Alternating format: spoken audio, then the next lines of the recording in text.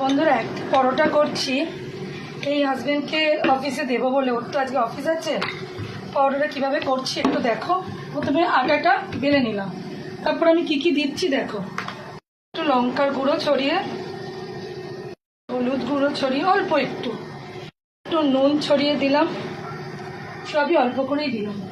জিরে গুঁড়ো ছড়িয়ে, চিনি, সব জিনিসে আমি একটুখানি চিনি ইউজ করি কারণ একটুখানি ব্যালেন্স হয়।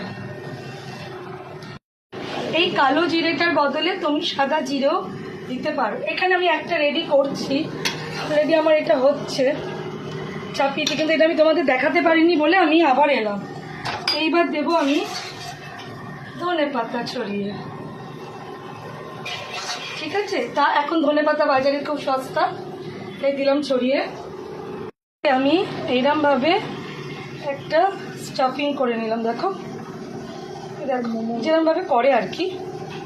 দিয়ে মুখটাকে মুড়ে আমি এটাকে পরোটার শেপ দেব। তো হাতে একটু বেলে দেবে, একটু পাতলা পাতলা করবে, খেতে ভালো লাগবে। এটা খুব মোটা করার দরকার নেই। এই দেখো আমি বেলে বেলে নিলাম। ততক্ষণে আমার এটাও হয়ে গেছে। এটাও আমি সেম প্রসেসেই বানিয়েছি।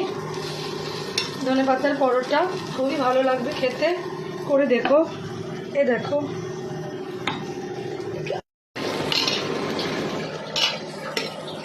পরোটাটা ভাজা হচ্ছে, একটু সময় নিয়ে নিয়ে ভাজবি, একটু লাল লাল করে ভাজবো। এটা হয়ে গেল, এটা ঢুকিয়ে দেবো টিফিন বক্সে। এইবার আরেকটা দিচ্ছি, যেটা তোমাদের সামনেই করলাম, দেখলে। তেল দিয়ে এক্ষুনি উঠে যাবে। হ্যাঁ, এই যে প্যাক করলাম একটা, এই যে রাখলাম, আরেকটা করছি, করে এক্ষুনি দিয়ে দেবো। দেখো পরোটাটা খুব সুন্দরভাবে হয়ে আসছে।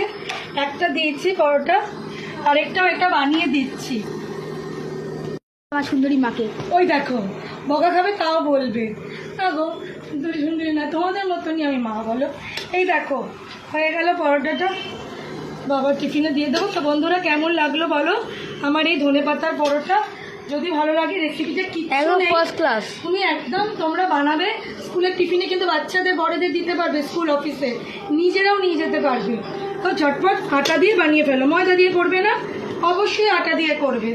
তো বন্ধুরা কেমন লাগলো কমেন্ট করে অবশ্যই জানিও, তোমাদের কমেন্টের অপেক্ষায় থাকি কিন্তু। যে ভালো হয়েছে দিদি বললে আমার খুব ভালো লাগে।